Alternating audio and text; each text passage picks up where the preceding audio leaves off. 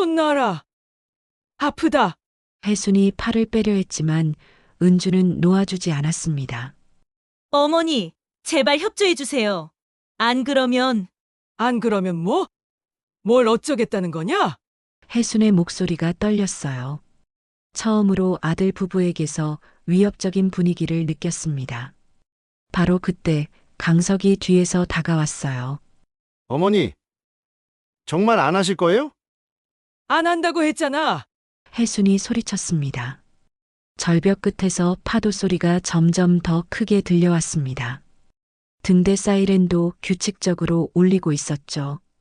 혜순은 뭔가 돌이킬 수 없는 일이 벌어질 것 같은 불길한 예감에 휩싸였습니다. 내가 마지막으로 한 번 더 물어볼게요. 어머니, 강석이 한 걸음 더 다가왔어요. 정말 안 하실 거예요? 혜순은 고개를 단호히 저었습니다. 절대 안 한다. 그 순간 은주가 살짝 몸을 기울이며 혜순의 팔꿈치를 비틀었어요. 동시에 강석이 등 뒤에서 어깨로 세차게 밀어붙였습니다. 혜순은 비명을 지를 틈도 없이 절벽 가장자리로 몸이 기울어졌어요. 오늘 사연 시작하기 전에 구독과 좋아요는 무료니까 한 번씩만 눌러주시면 영상을 만드는데 큰 힘이 되겠습니다. 알림 설정도 해두시면 새 영상이 올라올 때마다 가장 먼저 시청하실 수 있습니다. 혹시 이 사연 어디에서 듣고 계신가요? 지역 이름이나 장소를 댓글로 남겨주시면 감사한 마음으로 반갑게 인사드리겠습니다. 감사합니다. 사연 시작하겠습니다. 영덕 강구항 끝자락 파도가 칠 때마다 창문이 살짝 떨리는 혜순이네 횟집에서 하루가 시작됩니다. 69세 박혜순은 새벽 4시면 어김없이 일어나 경매장으로 향했어요. 50년 넘게 이어온 습관이었죠. 경매가 끝나면 직접 고른 싱싱한 미역을 가게로 가져와 한 줄기 한 줄기 정성스럽게 다듬었습니다. 이 미역 봐라, 얼마나 탱탱한지. 혜수는 혼잣말을 하며 미역의 상태를 살필 때마다 미소를 지었어요. 바다에서 나고 자란 사람답게 좋은 미역과 그렇지 않은 미역을 한눈에 구분할 수 있었습니다. 손끝으로 만져보기만 해도 언제 딴 것인지, 어느 바다에서 자란 것인지 알 수 있었죠. 가게 한편에서는 도다리가 기름에서 지글지글 소리를 내며 익어가고 있었습니다. 해순만의 비법으로 뼈까지 바삭하게 튀겨내는 도다리 튀김은 마을에서 소문난 별미였어요. 기름 온도가 생명이야. 너무 뜨거우면 겁만 타고 너무 미지근하면 눅눅해진다고. 해수는 젓가락으로 도다리를 뒤집으며 중얼거렸습니다. 벽에 걸린 수협 달력에는 어촌계 회의, 군청 주민 설명회, 수산물 품질 관리 교육 같은 글씨들이 해순의 정성스러운 손글씨로 촘촘히 적혀 있었어요. 매달 빼놓지 않고 참석하는 각종 회의들이었죠. 마을 일에 누구보다 적극적이었던 해순이었습니다. 할머니, 대문이 덜컥 열리며 손자 준이 뛰어들어왔습니다. 13살 준은 이번 여름방학을 할머니 집에서 보내고 있었어요. 도시에서 자란 아이지만 바다 마을 생활을 무척 좋아했습니다. 할머니, 오늘도 미역 다듬으세요? 그럼 이 할머니가 뭘 하겠노? 너는 방학 숙제는 다 했나? 해수는 준의 머리를 쓰다듬으며 물었습니다. 준은 고개를 끄덕이며 품에서 작은 상자를 꺼냈어요. 할머니, 이거 선물이에요. 용돈 모아서 샀어요. 준의 눈이 반짝반짝 빛났습니다. 상자를 열어보니 손가락 2마디만 한 작은 액션캠이 들어있었어요. 할머니, 이거 옷에 딱 집게처럼 끼우면 돼요. 버튼 한 번만 누르면 촬영이 시작되고요. 해수는 신기한 듯 작은 카메라를 손에 들고 이리저리 살펴봤습니다. 이게 뭔 세상이고 옛날엔 카세트 테이프 하나 사려고 한 달을 모았는데 요즘 기술의 발달에 새삼 감탄했어요. 이런 작은 게 진짜 사진을 찍는다고? 사진이 아니라 동영상이에요, 할머니. 할머니가 미역 다듬는 모습이나 도다리 튀기는 모습 찍어서 유튜브에 올리면 사람들이 진짜 좋아할 거예요. 준이 신나게 설명했습니다. 요즘 할머니들 요리하는 영상 엄청 인기거든요. 혜수는 준이 보여주는 대로 바람막이 왼쪽 가슴에 작은 카메라를 달아봤습니다. 생각보다 가볍고 거슬리지 않았어요. 누가 이 할머니 보겠다고 그러노. 손도 거칠고 말도 어눌한데. 하지만 마음 한편으로는 손자의 정성이 무척 고마웠습니다. 할머니는 몰라요. 할머니 손놀림 보면 정말 신기해요. 미역 하나하나 다듬는 모습도 그렇고 도다리 뒤집는 타이밍도 그렇고 저는 따라할 수가 없어요. 준의 진심 어린 말에 혜순의 마음이 따뜻해졌습니다.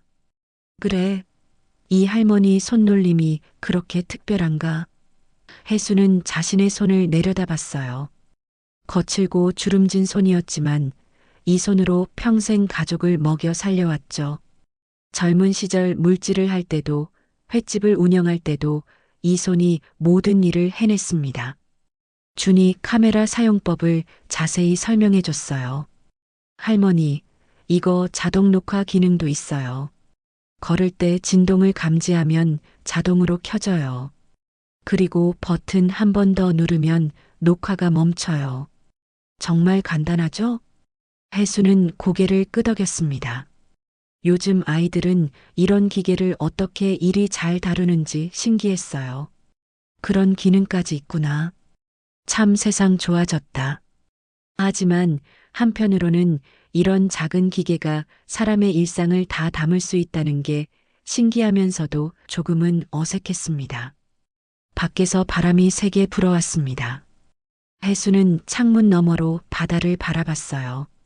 파도가 하얗게 부서지며 방파제에 부딪히고 있었죠. 그런데 저 멀리 방파제 끝에 붙은 현수막이 자꾸만 눈에 거슬렸습니다. 연안개발, 지역경제도약 이라는 붉은 글씨가 바람에 펄럭이고 있었어요. 혜수는 속으로 중얼거렸습니다. 저거 돈 냄새 난다고 사람이 변한다지. 최근 들어 마을 분위기가 어수선했거든요. 군청에서 연안 개발 계획을 발표한 후로 사람들 사이에 이상한 기대감이 돌고 있었습니다. 보상금 이야기가 나올 때마다 평소 조용하던 사람들도 귀를 쫑긋 세웠죠. 할머니, 무슨 생각해요? 준이 물었습니다. 혜수는 손자 앞에서 걱정스러운 표정을 보이고 싶지 않았어요. 아무것도 아니다. 그냥 날씨 걱정했지. 준과 함께 점심을 먹으며 혜수는 손자의 제잘거림을 들었습니다. 학교 친구들 이야기, 좋아하는 연예인 이야기, 장래 희망 이야기까지. 혜수는 손자의 말 한마디 한마디를 소중히 들으며 행복한 미소를 지었어요. 할머니, 내년 여름방학에도 여기 와도 돼요? 준이 물었습니다. 물론이지. 언제든 와라. 할머니가 맛있는 거 많이 해줄게. 혜순의 대답에 준이 환하게 웃었습니다. 오후가 되자 손님들이 하나둘 들어오기 시작했어요. 혜순은 능숙하게 주문을 받으며 요리를 준비했어요. 50년 넘게 이어온 일상이었지만 여전히 손님들을 대할 때면 마음이 따뜻해졌습니다. 이 작은 가게가 마을 사람들에게 어떤 의미인지 잘 알고 있었거든요. 저녁 무렵 준은 카메라를 들고 할머니의 모습을 찍어봤어요. 할머니, 한 번만 해보세요. 그냥 평소처럼 일하시면 돼요. 혜수는 어색해하면서도 손자의 부탁을 거절할 수 없었습니다. 바람막이에 작은 카메라를 달고 미역을 다듬기 시작했어요. 와, 할머니 정말 자연스러워요. 이거 분명 사람들이 좋아할 거예요. 준의 칭찬에 혜수는 부끄러워하며 웃었습니다. 이런 평범한 일상이 누군가에게는 특별할 수 있다는 생각이 새로웠어요. 밤이 되어 가게 문을 닫고 혜수는 혼자 앉아 바다를 바라봤습니다. 파도 소리가 규칙적으로 들려왔고 등대 불빛이 일정한 간격으로 바다를 비추고 있었죠. 50년 넘게 지켜온 이 자리, 돌아가신 남편과 함께 일군 이 가게가 새삼 더욱 소중하게 느껴졌습니다. 며칠 후 군청에서 열린 주민 설명회는 마을회관을 가득 메울 정도로 많은 사람들이 몰려들었습니다. 해순도 중과 함께 뒷자리에 앉아 설명을 들었어요. 군청 담당자가 큰 스크린을 가리키며 개발 계획을 설명했죠. 이번 연안 개발 사업으로 영덕 강구항 일대가 현대적인 관광단지로 탈바꿈됩니다. 기존 상가와 주택에 대해서는 충분한 보상이 이루어질 예정입니다. 담당자의 말에 사람들이 웅성거리기 시작했어요. 보상금이 얼마나 나온다는 거예요? 누군가 큰 소리로 물었습니다. 상가 권리금, 영업손실, 이주정착금까지 합쳐서 상당한 금액이 될 것입니다. 자세한 내용은 개별 상담을 통해 안내드리겠습니다. 회관 안 분위기가 달아오르기 시작했어요. 평소 조용하던 어르신들도 서로 귓속말을 주고받았고 젊은 사람들은 핸드폰으로 계산기를 두드리며 무언가를 계산하고 있었습니다. 해수는 이런 분위기가 마뜩잖았어요. 설명회가 끝나고 집으로 돌아오는 길, 해순의 마음은 복잡했습니다. 보상금이라는 말이 달콤하게 들리면서도 한편으로는 찜찜했어요. 할머니, 우리 가게도 없어지는 거예요?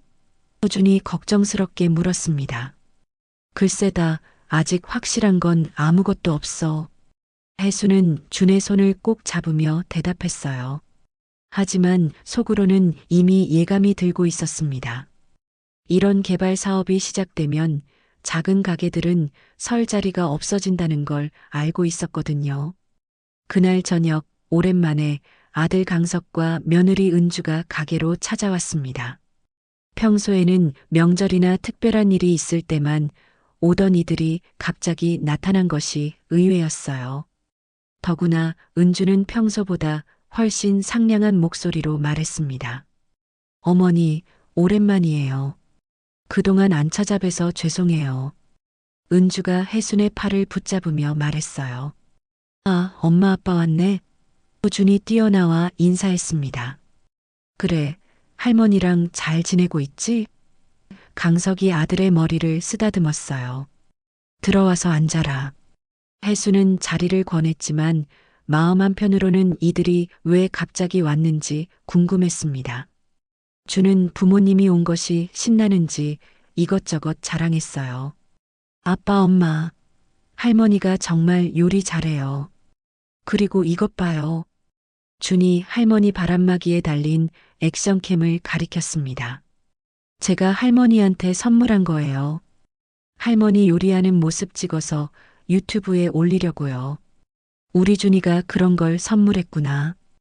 은주가 웃으며 말했지만 눈빛은 차가웠어요.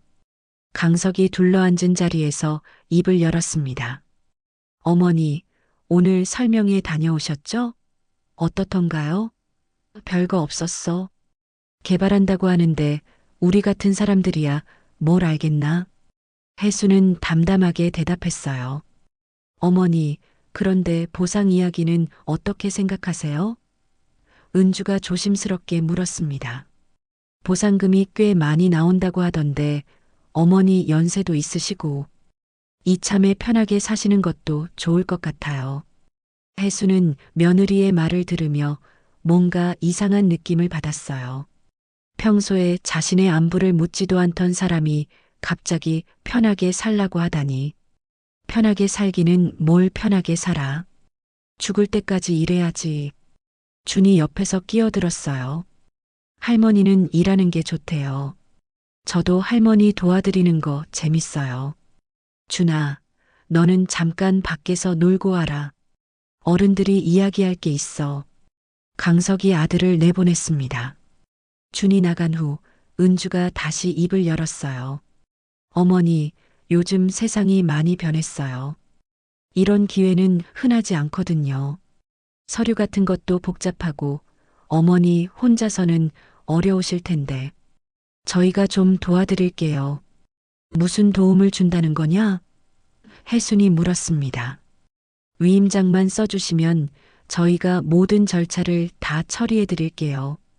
보상금 나오면 어머니 병원비도 챙겨드리고 생활비도 제가 맡을게요. 은주의 말은 듣기에는 좋았지만 뭔가 석연치 않았어요. 혜수는 서랍 깊숙이 들어있는 인감도장을 생각했습니다. 남편이 돌아가신 후 혼자 모든 일을 처리하면서 한 번도 다른 사람에게 맡긴 적이 없었어요. 위임장은 뭐 하자는 거냐? 어머니, 복잡한 서류 작업이 많아요. 군청도 가야 하고 법무사 사무실도 가야 하고 어머니가 직접 하시기에는 너무 번거로우실 거예요. 강석이 설명했습니다. 하지만 혜수는 쉽게 수긍할 수 없었어요. 이 가게는 남편과 함께 평생 일군 소중한 터전이었습니다. 아무리 아들이라도 함부로 맡길 수는 없었죠. 생각해 볼게. 급한 일도 아니고. 어머니, 너무 오래 생각하시면 좋은 조건 놓칠 수도 있어요. 다른 분들은 벌써 신청하신 분들도 많다던데. 은주가 조급하게 말했어요. 그 말투에서 혜수는 뭔가 압박감을 느꼈습니다. 그렇게 급할 게 뭐 있나? 내 일은 내가 알아서 하겠다. 혜순의 목소리에는 단호함이 담겨 있었어요. 강석과 은주는 서로 눈짓을 주고받더니 더 이상 말하지 않았습니다. 그럼 우리는 이만 가볼게요. 준이는 며칠 더 있다가 데려갈게요. 강석이 일어서며 말했습니다. 곧 계약하는데 그 전에 준이 학원도 가야 하고 준비할 것도 있어서요. 은주가 덧붙였어요. 벌써? 준이가 여기 있는 걸 좋아하는데. 혜순이 아쉬워했지만 강석은 고개를 저었습니다. 어머니, 준이 교육이 중요해요. 너무 오래 놀게 두면 안 돼요. 그들이 돌아간 후 혜순은 혼자 앉아 생각에 잠겼어요. 아들 부부가 갑자기 찾아와서 위임장 이야기를 꺼낸 것이 마음에 걸렸습니다.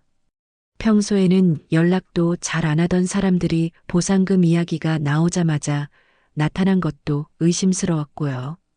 준이 들어오며 물었어요. 할머니, 아빠, 엄마가 왜 저를 데려간다고 해요? 저는 여기 더 있고 싶은데. 어른들 사정이 있나 보다. 준이도 공부해야 하고. 혜수는 손자를 달래며 말했습니다.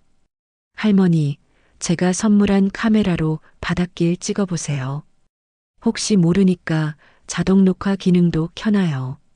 걸을 때 자동으로 녹화되는 기능 있거든요. 준이 아쉬운 마음에 당부했어요. 그런 기능도 있구나. 요즘 기계는 참 똑똑해. 혜수는 감탄했습니다. 손자와의 시간이 줄어든다는 생각에 마음이 아팠지만 이런 소소한 행복이 있어서 버틸 수 있었어요. 며칠 후 준이 부모님과 함께 서울로 돌아갔습니다. 강석이 떠나기 전에 갑작스럽게 제안했어요. 어머니, 이번 주말에 아버지 제사도 지낼 겸 같이 칠성바위나 다녀와요. 오래된 일도 정리하고 마음도 추스르고. 혜수는 강석의 제안이 의외였지만 나쁘지 않다고 생각했어요. 그래, 오랜만에 아버지한테도 인사드리고 와야겠다. 남편이 생전에 자주 가던 곳이었거든요. 바다가 한눈에 내려다 보이는 절벽 위의 바위였죠. 토요일 아침 강석과 은주가 차를 가지고 왔습니다. 혜수는 평소처럼 바람막이를 걸치고 나섰어요. 습관처럼 왼쪽 가슴에 달린 작은 액션캠을 톡 건드렸더니 작은 진동과 함께 렌즈 가장자리에 불빛이 한번 깜빡였습니다. 칠성바위로 향하는 길, 혜수는 차 뒷좌석에 앉아 창밖 풍경을 바라봤습니다. 익숙한 바닷가 도로가 이어졌지만 마음은 무겁기만 했어요. 아들 부부의 갑작스러운 관심이 여전히 석연치 않았거든요. 차가 구불구불한 산길로 접어들자 바다가 점점 멀어 보였습니다. 혜수는 남편 생각이 났어요. 살아생전 이 길을 함께 걸으며 바다가 이렇게 넓은데 우리 걱정이야 뭐가 있겠나라고 말하던 남편의 목소리가 귓가에 맴돌았습니다. 칠성바위에 도착하니 바람이 세차게 불고 있었어요. 절벽 위에서 내려다 보이는 바다는 푸르고 광활했지만 파도 소리가 유난히 거세게 들렸습니다. 해수는 바람막이 지퍼를 목까지 올리며 걸었어요. 어머니, 바람이 세니까 조심하세요. 강석이 해순의 팔을 붙잡으며 말했습니다.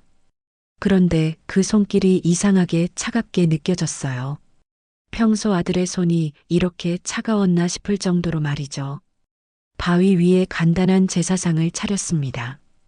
은주가 종이컵에 소주를 따르면서 자꾸 휴대폰을 만지작거렸어요. 해수는 그 모습이 눈에 거슬렸습니다. 제사를 지내는 자리에서 휴대폰을 만지다니 예의가 아니었거든요. 자기야, 휴대폰은 좀 치워둬. 강석이 은주에게 작은 소리로 말했습니다. 하지만 해수는 은주의 휴대폰 화면에서 119 단축 번호가 떠 있는 것을 순간 봤어요. 왜 제사 자리에서 119를 준비해 놓는지 이해할 수 없었습니다. 아버지, 안녕하세요. 오랜만에 왔습니다. 해순이 무릎을 꿇고 절을 올렸어요. 남편이 좋아하던 이곳에서 인사를 드리니 마음이 숙연해졌습니다. 50년 넘게 함께한 세월이 파노라마처럼 스쳐 지나갔어요.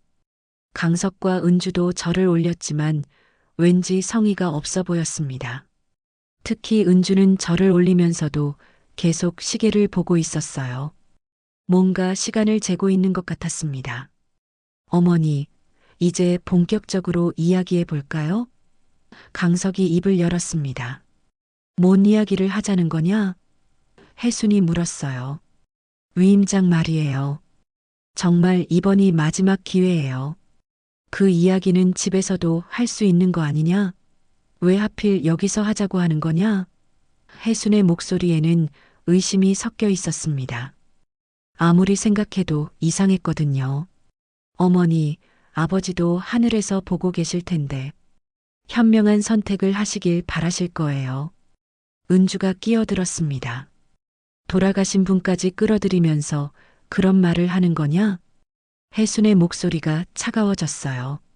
남편을 이용해서 자신을 설득하려는 며느리의 태도가 못마땅했습니다. 아버지는 평생 정직하게 사셨어. 그런 분이 이런 꼼수를 좋아하셨겠나? 어머니, 꼼수가 아니에요. 정당한 보상을 받는 거라고요. 강석이 목소리를 높였습니다. 정당한 보상이면 내가 직접 받으면 되는 거 아니냐? 왜 너희들이 대신 받으려고 하는 거냐? 어머니, 연세도 있으시고 복잡한 절차를 혼자 처리하시기 어려우실 텐데. 은주가 다시 달래려 했지만 해수는 고개를 저었습니다.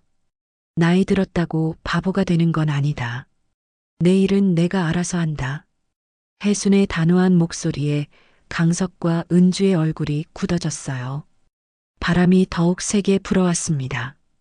해순은 바람막이를 꽉 잡으며 일어서려 했어요. 이제 집으로 가자. 아버지께 인사도 다 드렸고. 어머니, 잠깐만요. 아직 이야기가 끝나지 않았어요. 강석이 해순의 앞을 막아섰습니다. 더할 이야기가 뭐가 있다는 거냐? 그냥 위임만 하세요. 우리 둘이 알아서 할게요. 강석의 목소리에는 조급함이 묻어났습니다. 안 한다고 했잖아. 내 이름은 내 거다. 너희들 이름으로 시작한 가게 하나 제대로 지켜본 적 있나? 해순의 말에 강석의 얼굴이 일그러졌어요. 어머니, 왜 이렇게 고집을 부리세요? 우리가 나쁜 마음으로 하는 게 아니라고요. 나쁜 마음이 아니라면 왜 이렇게 급하게 하려고 하는 거냐? 왜 하필 이런 외진 곳까지 와서 이 이야기를 하는 거냐? 해순의 날카로운 질문에 은주가 당황하는 기색을 보였어요. 어머니, 정말 마지막으로 한 번만 더 생각해 보세요. 은주가 다가와 해순의 팔을 잡았습니다. 그런데 그 손에 힘이 들어가는 게 느껴졌어요. 마치 놓아주지 않겠다는 듯이 말이죠. 손 놔라. 아프다. 해순이 팔을 빼려 했지만 은주는 놓아주지 않았습니다. 어머니, 제발 협조해 주세요. 안 그러면 뭐? 뭘 어쩌겠다는 거냐? 혜순의 목소리가 떨렸어요. 처음으로 아들 부부에게서 위협적인 분위기를 느꼈습니다. 바로 그때 강석이 뒤에서 다가왔어요. 어머니, 정말 안 하실 거예요? 안 한다고 했잖아. 혜순이 소리쳤습니다. 강석과 은주가 서로 눈짓을 주고받는 것이 보였어요. 마치 미리 약속이라도 한 것처럼 말이죠. 혜수는 본능적으로 위험을 감지했습니다. 뭔가 잘못되고 있다는 생각이 들었어요. 어머니, 정말 후회하셔도 늦어요. 은주의 목소리가 차갑게 변했습니다. 후회는 내가 할 일이고 결정도 내가 할 일이다. 혜순이 소리치는 순간 바람이 더욱 세게 불어왔어요. 바람막이가 펄럭이면서 가슴에 달린 작은 액션캠이 흔들렸습니다. 작은 빨간 불빛이 깜빡이며 모든 것을 기록하고 있었지만 그 순간 혜수는 그 사실을 까맣게 잊고 있었어요. 절벽 끝에서 파도 소리가 점점 더 크게 들려왔습니다. 등대 사이렌도 규칙적으로 울리고 있었죠. 혜수는 뭔가 돌이킬 수 없는 일이 벌어질 것 같은 불길한 예감에 휩싸였습니다. 내가 마지막으로 한 번 더 물어볼게요, 어머니. 강석이 한 걸음 더 다가왔어요. 정말 안 하실 거예요? 혜수는 고개를 단호히 저었습니다. 절대 안 한다. 그 순간 은주가 살짝 몸을 기울이며 혜순의 팔꿈치를 비틀었어요. 동시에 강석이 등 뒤에서 어깨로 세차게 밀어붙였습니다. 혜수는 비명을 지를 틈도 없이 절벽 가장자리로 몸이 기울어졌어요. 혜순의 몸이 절벽 가장자리로 기울어지는 순간 시간이 정지한 것 같았습니다. 파도에 젖은 바위가 미끄러웠고 발밑의 해초들이 더욱 위험하게 만들었어요. 혜수는 반사적으로 균형을 잡으려 했지만 손이 헛공중을 저었습니다. 엄마, 강석의 외침이 절벽에 울려 퍼졌어요. 하지만 그 목소리는 너무 빠르고 너무 미리 준비된 듯 했습니다. 마치 이미 예상하고 있었던 것처럼 말이죠. 진짜 놀란 사람의 목소리가 아니었어요. 혜순의 몸은 중력에 이끌려 아래로 떨어졌습니다. 절벽 중간쯤에 튀어나온 바위턱에 등부터 부딪히면서 둔탁한 소리가 났어요. 갈비뼈에 예리한 통증이 스쳤고 머리가 바위에 부딪히는 순간 의식이 흐려졌습니다. 어머니가 발을 헛디디셨어요. 은주의 목소리가 절벽 위에서 들려왔어요. 목소리는 떨리고 있었지만 이상하게 정갈하고 차분했습니다. 진짜 당황한 사람이라면 이렇게 조리 있게 말할 수 있을까요? 은주는 이미 휴대폰을 꺼내 119에 전화를 걸고 있었습니다. 미리 준비해둔 단축번호를 누르는 손놀림이 너무나 익숙해 보였어요. 여보세요, 119죠? 칠성 바위에서 사고가 났어요. 어머니가 절벽에서 떨어지셨어요. 강석은 절벽 아래를 내려다보며 소리쳤습니다. 엄마, 대답해보세요. 하지만 그의 표정에는 진짜 걱정보다는 계획대로 되고 있다는 안도감이 스쳐 지나갔어요. 너무 빨리 스쳐서 거의 눈치챌 수 없을 정도였지만 말이죠. 혜수는 바위턱에서 의식을 잃은 채 축 늘어져 있었습니다. 바람막이는 바위에 걸려 찢어져 있었고 왼쪽 가슴에 달려있던 작은 액션캠은 충격으로 떨어져 나갔어요. 작은 검은 덩어리가 파도에 휩쓸려 바다로 굴러갔습니다. 구급대원들이 오고 있다고 하는데 시간이 좀 걸릴 것 같아요. 은주가 전화를 끊으며 말했습니다. 어떻게 하지? 강석이 물었지만 목소리에는 실제 걱정이 담겨 있지 않았어요. 일단 기다려야죠. 우리가 내려갈 수도 없고, 은주가 대답했습니다. 두 사람은 절벽 위에서 아래를 내려다보며 서 있었지만 정작 혜순을 구하려는 시도는 하지 않았어요. 20분 후 구급차와 소방차가 사이렌을 울리며 도착했습니다. 구조대원들이 로프를 이용해 절벽 아래로 내려가 혜순을 끌어올렸어요. 의식을 잃은 혜순의 얼굴은 창백했고 숨소리도 가늘게 들렸습니다. 환자 상태가 심각합니다. 즉시 병원으로 이송해야 해요. 구급대원이 혜순의 상태를 확인하며 말했습니다. 늑골 골절이 의심되고 두부 외상도 있어 보입니다. 응급차에 혜순을 옮기면서 구급대원이 강석에게 물었어요. 어떻게 사고가 난 건가요? 어머니가 바람이 세니까 비틀거리시더니 갑자기 발을 헛디디셨어요. 저희가 잡으려고 했는데 너무 순식간이었어요. 강석의 설명은 매끄러웠습니다. 마치 미리 연습해 본 것처럼 말이죠. 은주도 고개를 끄덕이며 맞장구를 쳤어요. 네, 정말 순식간이었어요. 바람도 너무 세게 불고 있었고요. 병원 응급실로 향하는 구급차 안에서 혜수는 여전히 의식을 잃고 있었습니다. 산소 마스크를 끼고 누워있는 모습이 너무나 작고 연약해 보였어요. 구급대원이 계속 혈압과 맥박을 체크했습니다. 보호자분들, 환자분이 평소 복용하시던 약이 있나요? 구급대원이 물었어요. 혈압약 드시고 계셨어요. 은주가 대답했습니다.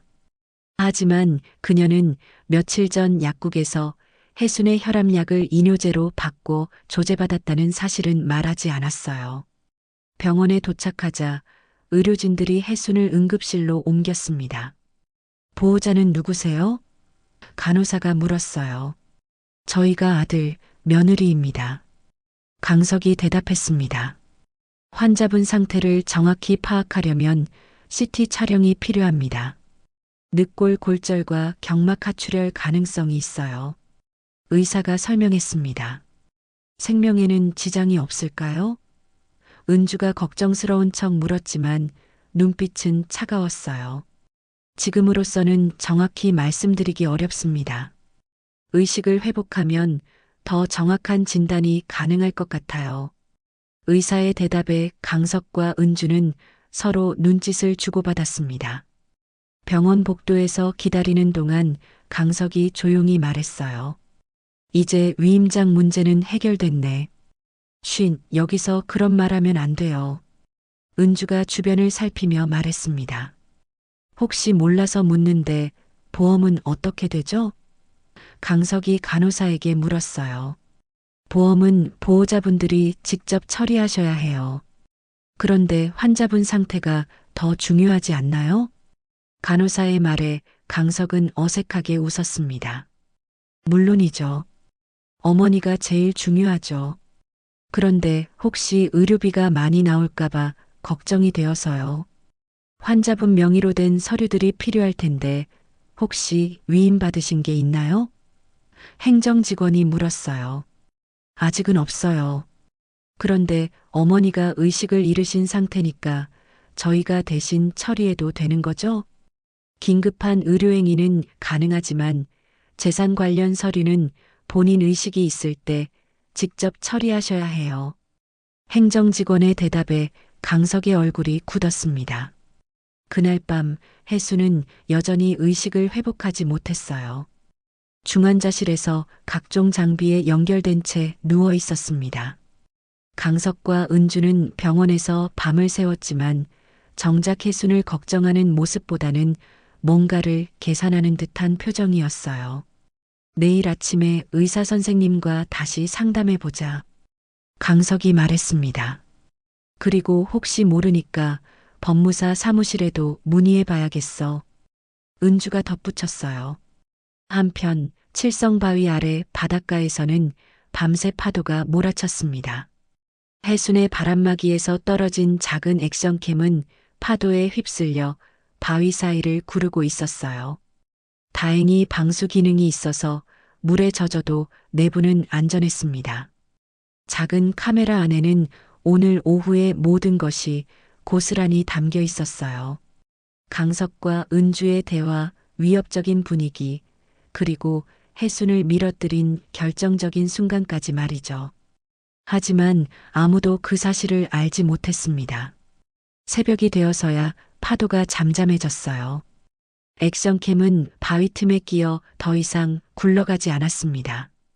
붉은 녹화 표시등은 꺼져 있었지만 메모리 카드 안에는 모든 진실이 저장되어 있었어요.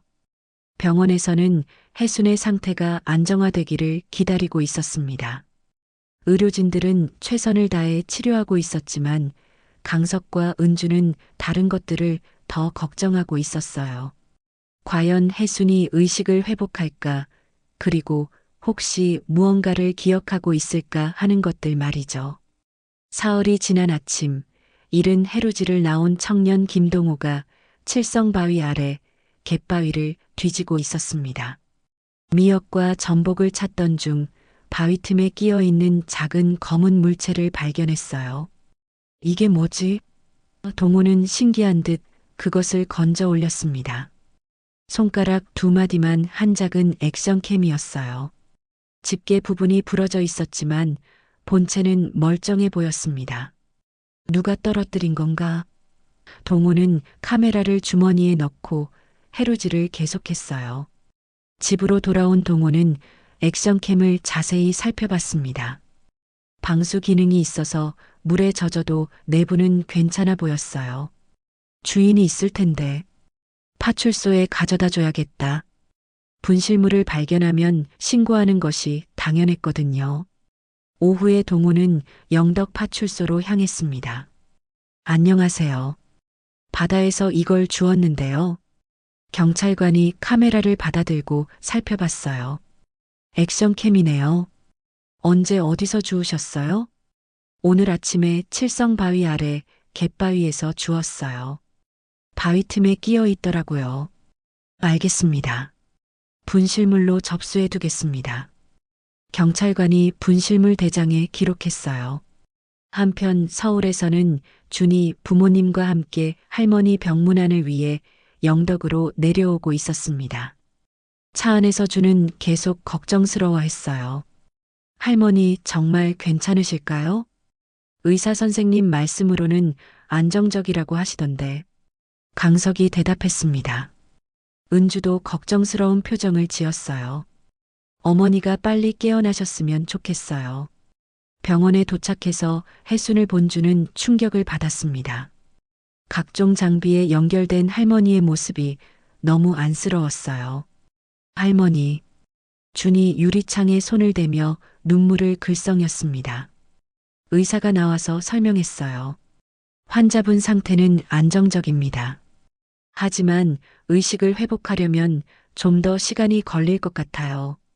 머리 쪽 충격이 있어서 조심스럽게 지켜봐야 합니다. 바로 그때 병원 로비에 경찰관 2명이 들어왔습니다. 혹시 칠성바위 사고 관련 보호자분들 계신가요? 간호사가 강석 일행을 가리켰어요. 저쪽에 계세요. 안녕하세요. 칠성바위 낙상 사고 건으로 참고인 조사차 왔습니다. 경찰관이 강석과 은주에게 말했어요. 저희가 환자의 아들, 며느리입니다. 강석이 대답했습니다. 사고 당시 상황을 좀 더 자세히 들어보려고 합니다. 시간 괜찮으시면 잠깐 이야기할 수 있을까요? 네, 물론이죠. 은주가 대답했어요. 경찰관이 수첩을 꺼내며 질문했습니다. 사고 당시 바람이 많이 불었다고 하시던데 정확히 어떤 상황이었는지 설명해 주실 수 있나요? 어머니가 바람 때문에 비틀거리시더니 갑자기 발을 헛디디셨어요. 저희가 잡으려고 했는데 너무 순식간이었어요. 강석이 설명했습니다. 환자분이 의식을 회복하시면 더 정확한 상황을 파악할 수 있을 텐데. 경찰관이 말했어요. 지금으로서는 목격자 진술에 의존할 수밖에 없네요. 그때 옆에서 듣고 있던 준이 갑자기 생각이 났어요. 아, 맞다. 혹시 할머니 사고 현장에 작은 카메라 같은 거 없었나요? 카메라? 경찰관이 의아해했습니다. 네, 제가 할머니한테 선물해드린 액션캠이 있어요. 할머니가 바닷길 찍어보시라고 해서 항상 바람막이에 차고 다니셨거든요. 준이 설명했어요. 강석과 은주는 서로 놀란 표정으로 바라봤습니다. 혜순이 그런 카메라를 가지고 있었다는 사실을 전혀 몰랐거든요. 어머니가 그런 걸 갖고 계셨나? 강석이 당황하며 물었어요. 네, 제가 여름방학 때 선물해 드렸어요. 할머니가 요리하시는 모습이나 바닷길 걸으시는 모습 찍어보시라고요. 준이 대답했습니다. 경찰관이 동료에게 전화를 걸었어요. 여보세요, 파출소죠? 혹시 최근에 분실물 신고 중에 액션캠 같은 거 들어온 게 있나요? 잠시 통화를 주고받더니 고개를 끄덕였어요. 네, 있다고 하네요. 오늘 아침에 칠성바위 근처 바다에서 주운 액션캠이 신고됐다고 합니다. 경찰관이 말했어요. 정말요? 준이 반가워했습니다. 그럼 같이 파출소로 가서 확인해 볼까요? 혹시 환자분 것이 맞는지 확인도 해야 하고요. 경찰관의 제안에 준이 고개를 끄덕였어요. 강석과 은주는 얼굴이 창백해졌습니다. 만약 그 카메라에 사고 당시 상황이 기록되어 있다면 두 사람은 불안한 마음으로 파출소까지 따라가야 했어요. 파출소에 도착해서 분실물함에서 꺼낸 액션캠을 본 주는 즉시 알아봤습니다. 맞아요. 이거예요. 여기 이 작은 스크래치 보세요. 제가 처음 포장 뜯을 때 생긴 거예요. 경찰관이 확인해 보니 준이 말한 대로 작은 스크래치가 있었어요. 그럼 환자분 것이 맞는 것 같네요. 혹시 이 안에 뭔가 저장되어 있는지 확인해 볼까요? 좋아요. 준이 신나게 대답했지만 강석과 은주는 긴장한 채로 서 있었어요. 경찰관이 메모리 카드를 컴퓨터에 연결했습니다. 화면에 파일들이 나타났습니다. 대부분 일상적인 영상들이었지만 마지막 파일이 사고 당일 날짜였어요. 이것도 한번 봐볼까요? 경찰관이 파일을 클릭했습니다. 영상이 재생되기 시작했어요. 처음에는 차 안의 모습이 나왔고 칠성바위로 향하는 길이 보였습니다. 준이 신나게 말했어요. 와, 할머니가 정말 찍으셨네. 하지만 영상이 계속 진행되자 분위기가 달라졌어요. 절벽 위에서 벌어진 대화들이 고스란히 담겨 있었거든요. 그냥 위임만 하세요. 우리 둘이 알아서 할게요. 강석의 목소리가 들렸어요. 경찰관의 얼굴이 심각해졌습니다. 화면 속에서는 강석과 은주가 혜순을 윽박지르고 있었어요. 내 이름은 내 거다. 혜순의 단호한 목소리도 들렸습니다. 주는 점점 얼굴이 굳어져 갔어요. 이게 무슨 상황인지 이해할 수 없었거든요. 그리고 영상의 마지막 순간, 은주가 혜순의 팔꿈치를 비트는 모습, 강석이 뒤에서 밀어붙이는 모습이 선명하게 보였어요. 이건 사고가 아니네요. 경찰관이 충격을 받으며 말했어요. 즉시 수사본부에 연락을 취했습니다. 긴급 상황입니다. 칠성바위 사고건에 결정적 증거가 발견됐습니다. 주는 믿을 수 없다는 표정으로 아빠와 엄마를 바라봤어요. 아빠, 이게 뭐예요? 왜 할머니를 밀어뜨렸어요? 떨리는 목소리로 물었습니다. 강석과 은주는 더 이상 변명할 수 없었어요. 모든 것이 고스란히 기록되어 있었거든요. 경찰관이 수갑을 꺼내며 말했어요. 살인미수 혐의로 긴급 체포하겠습니다. 아빠, 준이 울부짖었지만 강석은 고개를 숙인 채 아무 말도 할 수 없었어요. 작은 액션캠이 모든 진실을 드러낸 것입니다. 1시간 후 수사본부에서 형사들이 파출소로 급히 달려왔습니다. 액션캠 영상을 본 형사들의 얼굴도 심각했어요. 메타데이터도 확인해 봐야겠네요.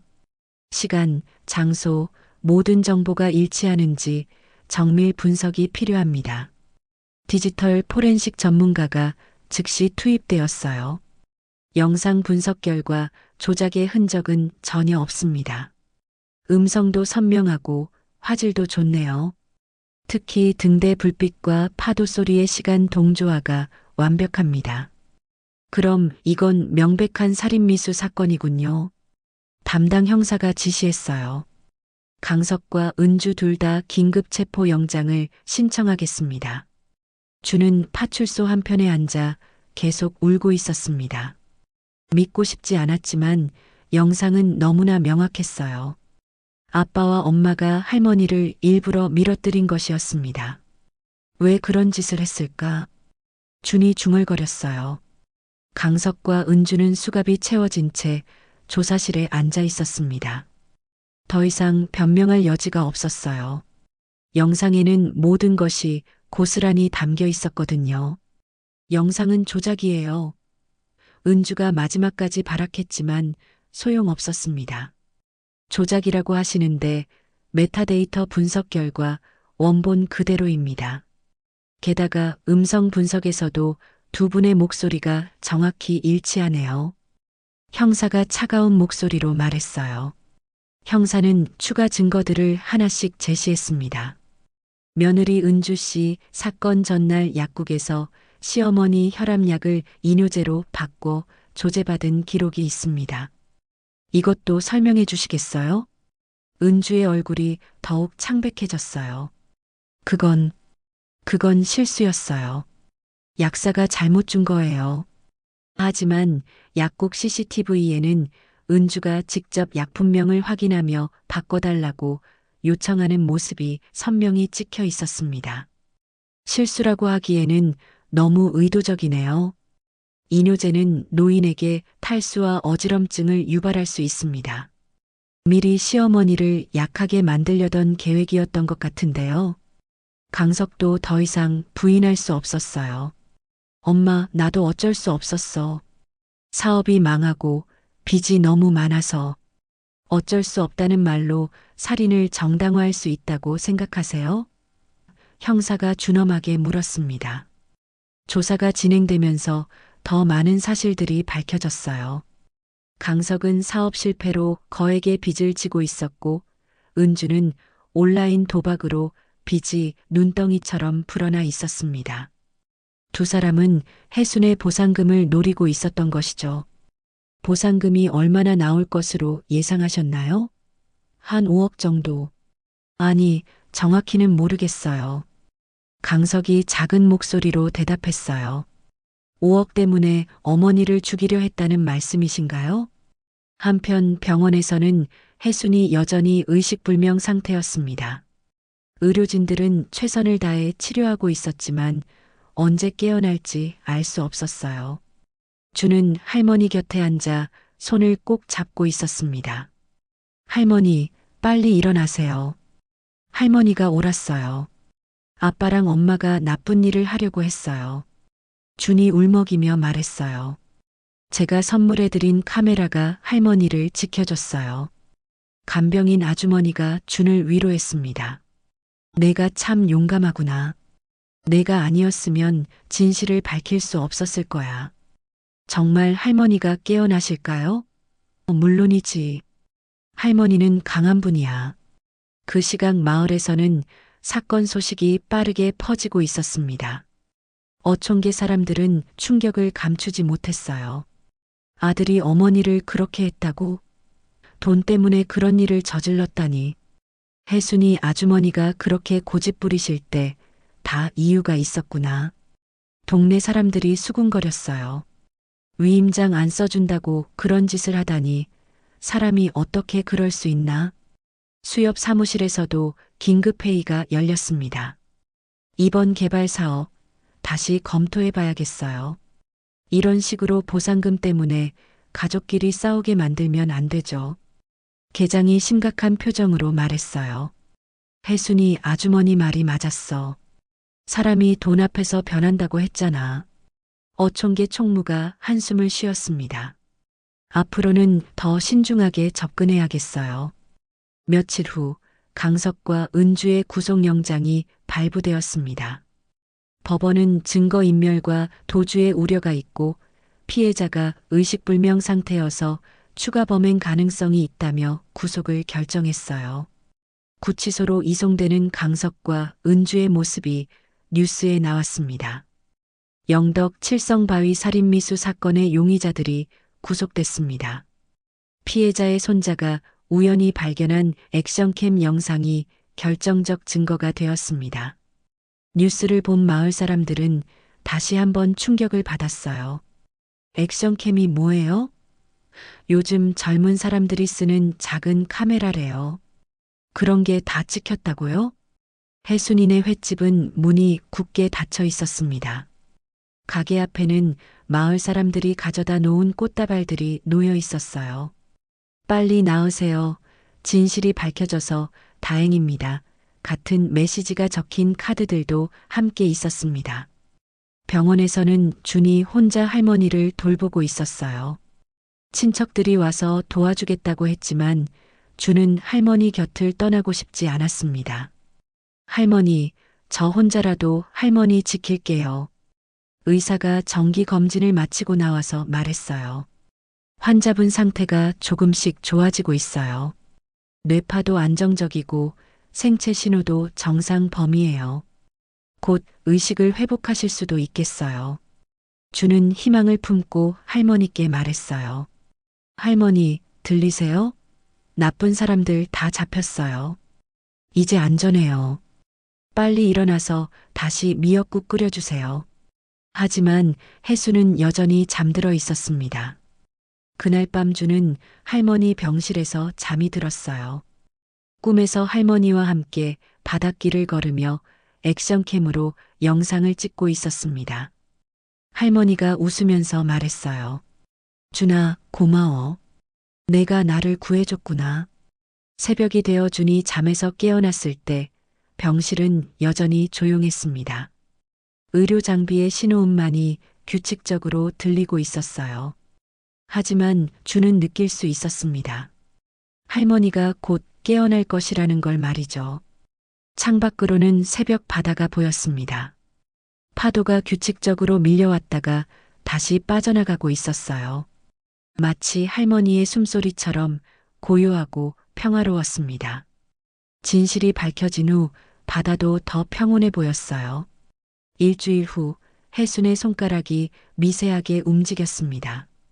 밤새 할머니 곁을 지키던 준이 그 작은 움직임을 놓치지 않았어요.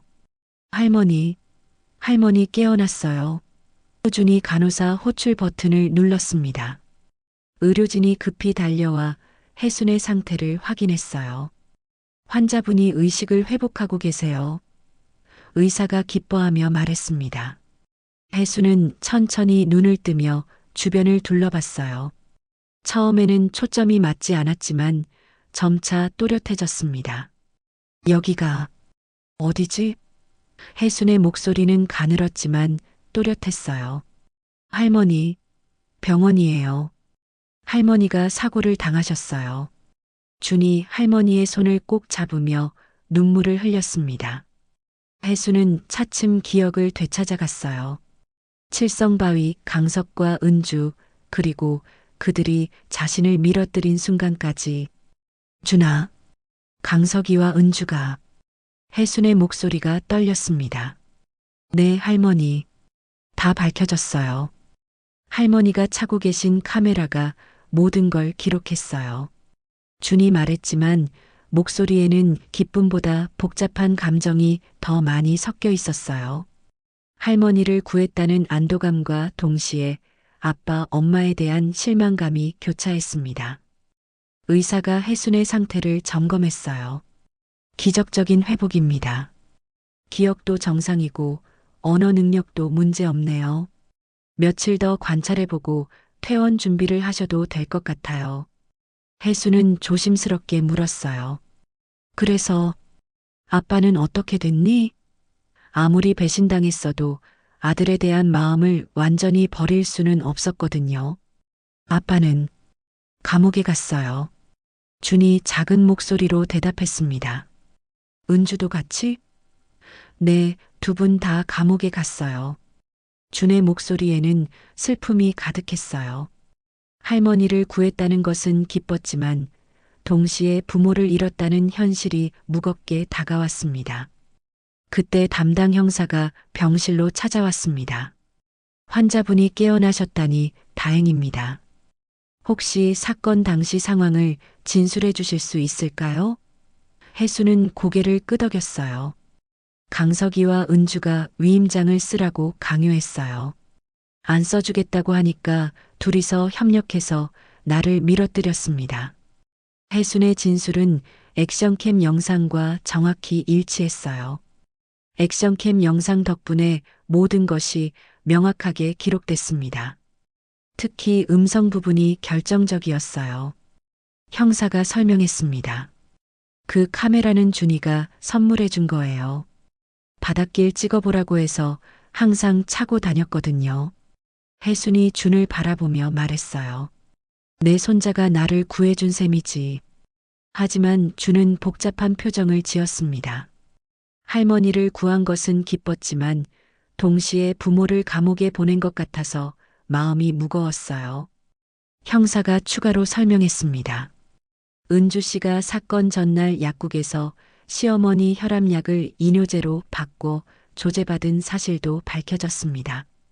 미리 계획된 범행이었어요. 이뇨제? 혜순이 놀랐어요. 네, 노인에게 탈수와 어지럼증을 유발해서 사고가 나기 쉽게 만들려던 것 같습니다. 정말 치밀하게 계획한 범행이었어요. 혜수는 충격을 받았습니다. 단순한 충동적 범행이 아니라 미리 계획된 일이었다는 사실이 더욱 마음을 아프게 했어요. 그렇게까지 해서 돈을 가져가려고 했다는 말이냐? 며칠 후 혜수는 퇴원할 수 있게 되었습니다. 병원 로비에는 마을 사람들이 조용히 기다리고 있었어요. 큰 환영 행사는 없었습니다. 모두들 준이의 상황을 배려해 주었거든요. 혜순이 아주머니, 정말 다행이야. 어촌계장이 조용히 말했어요. 이제 마을도 다시 평화로워질 거야. 언니가 옳았어. 사람이 돈 앞에서 그렇게 변할 줄 누가 알았겠어? 집으로 돌아온 혜순과 준은 조용히 앉아 있었어요. 가게는 그대로였지만 분위기는 완전히 달랐습니다. 준이 걱정스럽게 물었어요. 할머니, 저는 이제 어떻게 해야 해요? 준아, 할머니가 있잖아. 혜순이 준의 손을 잡았습니다. 하지만 아빠 엄마가 없으면 걱정하지 마라. 우리 둘이서 잘 살아보자. 바로 그때 사회복지사가 찾아왔습니다. 준이의 양육 문제로 상담차 왔습니다. 부모님이 구속되신 상황에서 보호자를 정해야 해요. 제가 할 수 있을까요? 혜순이 물었어요. 할머니께서 후견인이 되실 수 있습니다. 다만 준이가 서울에서 다니던 학교를 계속 다니려면 아니에요. 저 여기서 살고 싶어요. 준이 갑자기 말했습니다. 정말? 혜순이 놀랐어요. 네, 할머니랑 같이 있고 싶어요. 서울에 가면 혼자일 것 같아요. 준의 말에 혜순은 마음이 따뜻해졌습니다. 그럼 영덕으로 전학수속을 밟아야겠네요. 복지사가 말했어요. 학교 측과 협의해서 준이가 잘 적응할 수 있도록 도와드리겠습니다. 마을 사람들도 준이를 위해 나섰어요. 준이 교육비는 걱정 말아요. 마을에서 장학금 지원하기로 했어요. 이장이 말했습니다. 아이가 잘못한 게 뭐가 있어. 우리가 도와야지. 어촌계장도 덧붙였어요. 혜순이 아주머니 사건을 계기로 개발 방식을 개선하기로 했어요. 주민들 의견을 더 충분히 들어보고 투명하게 진행할 예정이에요. 혜순은 고개를 끄덕였습니다. 그게 맞아. 성급하게 밀어붙이지 말고 모두가 납득할 수 있는 방향으로 해야지. 아주머니 말씀이 맞았어요. 앞으로는 더 신중하게 접근하겠어요. 개발 자체가 나쁜 건 아니에요. 하지만 돈 때문에 사람들이 서로 의심하고 다투게 만드는 방식은 안 되죠. 혜순의 말에 사람들이 고개를 끄덕였어요. 어촌계장도 덧붙였어요. 혜순이 아주머니 사건을 계기로 개발 계획도 전면 재검토하기로 했어요. 주민들 의견을 더 충분히 들어보고 투명하게 진행할 예정이에요. 혜순은 고개를 끄덕였습니다. 그게 맞아. 돈 때문에 사람들이 서로 의심하고 다투게 만드는 개발은 의미가 없어. 아주머니 말씀이 맞았어요. 앞으로는 더 신중하게 접근하겠어요. 저녁이 되어 혜순과 주는 가게 앞에 앉아 바다를 바라봤어요. 할머니, 정말 저랑 같이 살 수 있어요? 그럼 할머니 손자잖아. 우리 둘이서 새로운 가족이 되는 거야. 아빠, 엄마는 언제 나올까요? 준이 조심스럽게 물었어요. 글쎄다. 하지만 그때까지 우리가 잘 기다려야지. 혜순이 준을 꼭 안아주었습니다. 파도 소리가 규칙적으로 들려왔어요. 등대 불빛도 일정한 간격으로 바다를 비추고 있었습니다.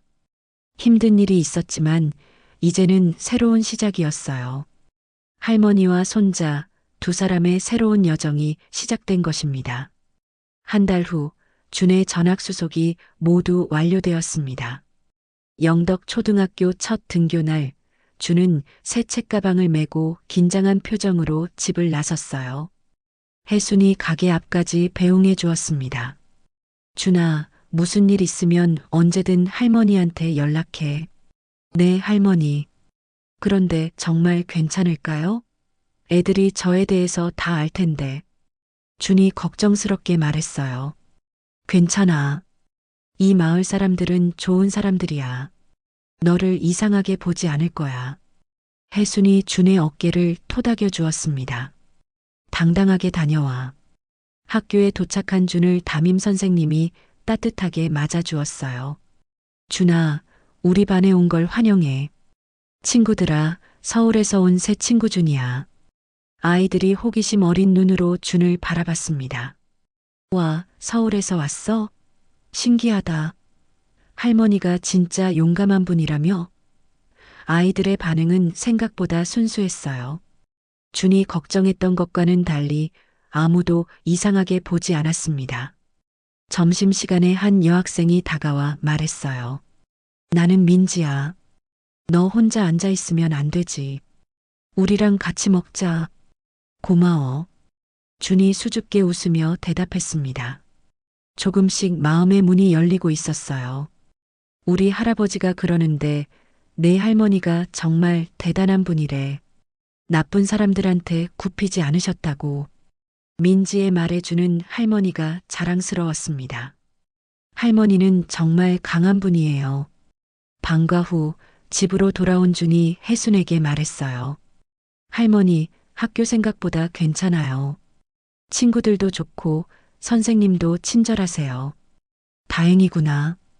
걱정했는데. 혜순이 안도의 표정을 지었습니다. 그런데 할머니, 제가 가게 일도 도와드릴게요. 서울에서는 아무것도 안 했는데 여기서는 배우고 싶어요. 그럼 천천히 가르쳐 줄게. 미역 다듬는 것부터 시작하자. 며칠 후 개발 보상금 관련 최종 통지서가 도착했습니다. 예상보다 많은 금액이었어요. 혜수는 통지서를 보며 깊게 생각했습니다. 준아, 이 돈으로 뭘 하면 좋을까? 할머니가 정하세요. 할머니 돈이잖아요. 아니야, 우리 돈이야. 우리가 함께 써야 할 돈이지. 혜순이 준의 손을 잡으며 말했어요. 며칠 후 혜순은 결정을 내렸습니다. 가게 앞에 손으로 쓴 공지를 붙였어요. 혜순이네 임시휴엄 마이너스 파도장학금 설립 준비 중. 보상금의 대부분을 마을 아이들을 위한 장학금으로 기부하기로 한 것입니다. 할머니, 정말 괜찮으세요? 우리 생활비는요? 호준이 걱정했어요. 걱정하지 마라. 가게도 있고 할머니가 평생 모은 돈도 있어. 우리 둘이 살기에는 충분해. 마을 사람들이 혜순의 결정을 알고 감동했습니다. 혜순이 아주머니 정말 대단해요. 그 돈이면 편하게 사실 수 있을 텐데. 아이들 미래가 더 중요하지. 돈은 써야 의미가 있는 거야. 어촌계에서 긴급회의가 열렸어요. 혜순이 아주머니 뜻에 따라 파도 장학금을 정식으로 설립하겠습니다. 계장이 발표했습니다. 매년 마을 아이들 10명에게 장학금을 지급할 예정입니다. 첫 번째 수혜자는 당연히 준이가 되어야죠. 총무가 제안했어요. 하지만 혜수는 고개를 저었습니다. 준이는 빼주세요. 다른 아이들에게 기회를 주세요. 한편 강석과 은주의 재판이 시작되었습니다.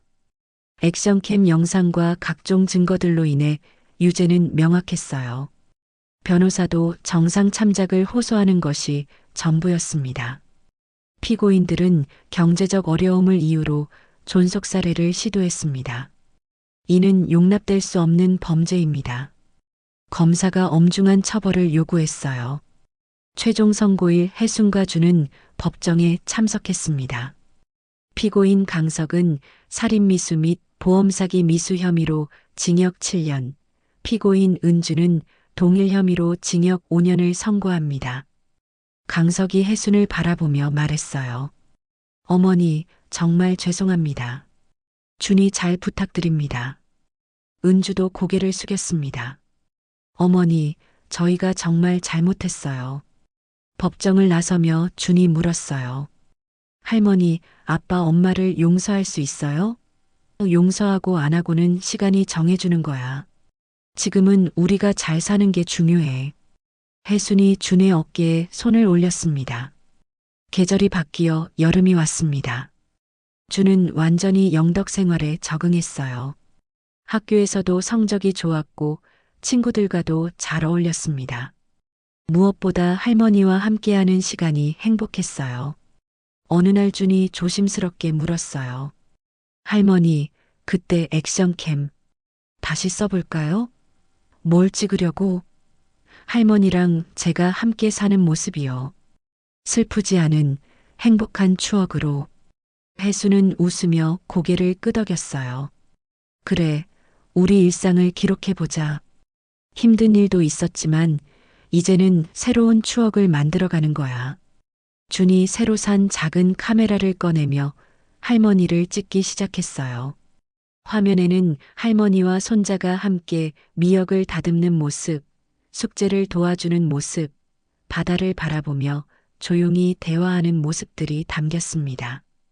예전처럼 크게 웃지는 않았지만 서로를 의지하며 살아가는 따뜻한 일상이었어요. 할머니, 이 영상 정말 유튜브에 올려도 될까요? 준이 물었어요. 사람들이 우리 이야기를 보면 어떨까요? 좋은 생각이야. 힘든 일이 있어도 다시 일어설 수 있다는 걸 보여주는 거지.